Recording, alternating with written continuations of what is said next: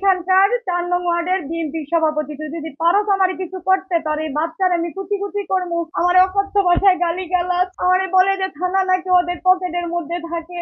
আমাদের ইচ্ছা মতন মাইক দৌড় কইরা তারপরে বলে যদি তুই কিছু করতে পারোস তারপরে করিস। ৪ নং বিএনপি সভাপতি নাকি উনি, আমি ঠিক জানি না, আমি সেদিনই শুনলাম সে প্রভাব খাটায় এটা বলতেছে। তো ওনার গাছের থেকে নাকি একটা ফুল ছিঁড়ছে, তো ফুল ছিঁড়ছে দিদায় তার মেয়েরা ওরে মারছে এবং ও দৌড়ে কোনো মতে আমার কাছে আসছে।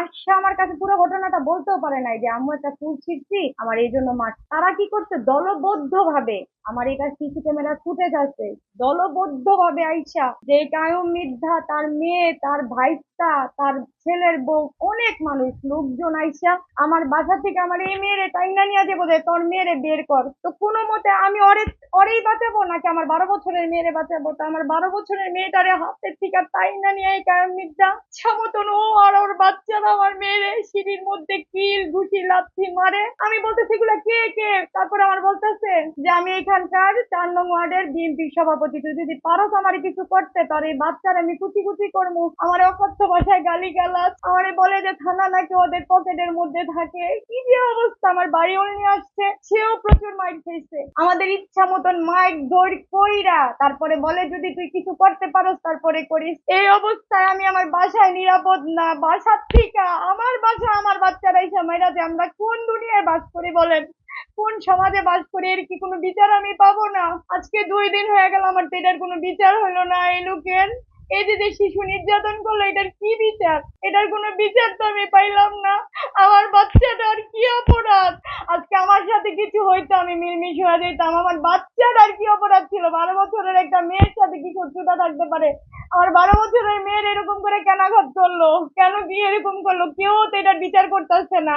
থানায় মামলা দিয়েছি।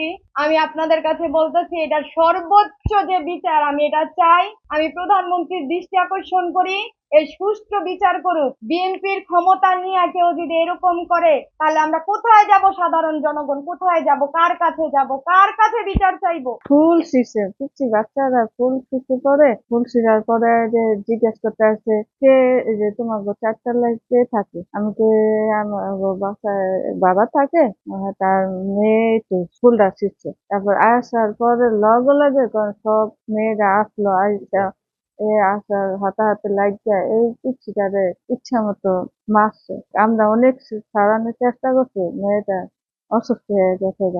আমরা 5 6 7 জন ওই যে 4টা মেয়ে, কাকা আসলে, তারপর আরো কাম কাকা আসলে, আর মিঠুর বউ, আস্তে আস্তে একজন আইলো। তারপরে এই হাতে করতে করতে গেছি আর অনেক মাছ আমরা অনেক চেষ্টা করছি, আর আমরা কয়জন আসলাম অনেক চেষ্টা করছি, চোরাই নিতে পারিনি। আমার বাসার সামনে আমার মেয়েরা ওই যে অনলাইনে ফুল গোলাপ চারাই না লাগাই, ওরা আবার ফুলে ভালোবাসে বেশি, ফুলের বাগান ফুল পরিচর্যা করে, ওরা পানি দেয় বিকেল বেলা প্রতিদিন, যত্ন করে, পাতা পোতা পড়লে পরিষ্কার করে রাখে।